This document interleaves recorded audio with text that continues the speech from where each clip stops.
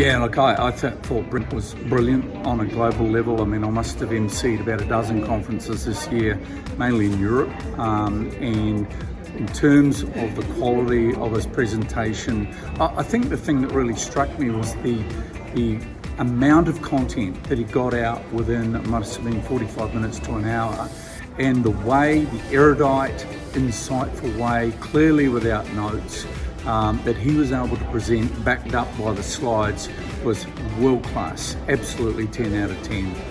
Ernest Hemingway, I read a line once in a book by Ernest Hemingway, and it's a conversation between two characters, Mike and Bill, and I think this really encapsulates how we experience change as humans. And Bill says to Mike, "How did you go bankrupt?" And Mike says, "2 ways. Gradually and then suddenly." And I think that that's how we experience change. There are all of these little signals that show that a particular piece of technology or a particular industry or a particular business is changing. And then all of a sudden, we get overnight change. But if we look back at it retrospectively, there was all these indicators that showed that there was a lot of change going on. And so that gradually and suddenly experience, this wave of change comes upon us. And that's what took down organizations like Kodak and Nokia and BlackBerry.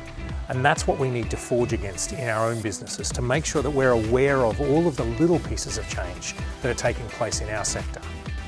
First saw Brett Wiskar speak at the Ag in the 20th Century event that TISB held, and I was just blown away with the delivery of the content, his knowledge and understanding. The research and time and effort that he put into the event was just incredible, and we were just so impressed with him. The best feedback from any speaker at the event as well. He's pleasant to work with, he's easy to deal with, and I highly recommend him for your next event. So I hate to break it to you, but your brain doesn't work. It doesn't work for the situations you find yourself in today. None of ours do, and that's okay.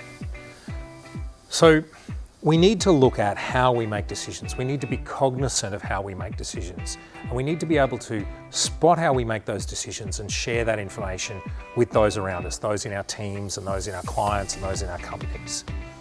And I want to touch on something, a quote that I think really sums this up really well. And it's a fictional quote from a fictional resource, but Arthur Conan Doyle, when he was writing Sherlock Holmes, included this sentence as a quote from Sherlock Holmes at some point in time. And it says, "It is a capital mistake to theorise before one has data. Insensibly, one begins to twist facts to suit theories instead of theories to suit facts." And really, that is the crux of all our decision making. Brett has been a keynote speaker at a number of our events and has always delivered an engaging, exciting and relevant topic for our audience.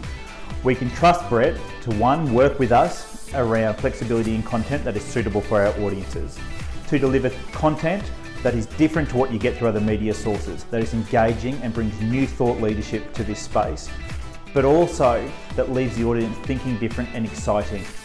We know that our feedback from our event with Brett speaking always rate his speeches higher than other speakers on our programs.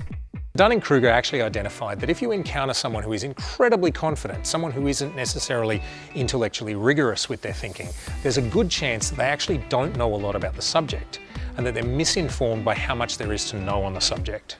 So if we graph what Dunning-Kruger looks like and we put on the x-axis wisdom or knowledge or insight on a particular subject, and we put on the y-axis confidence, if you encounter someone who is incredibly confident about their knowledge on a subject, there's a good chance that those people are at the peak of Mount Stupid. Okay, and Mount Stupid says, I know a bit about this and I've developed an overinflated sense of confidence about how much I know on the subject.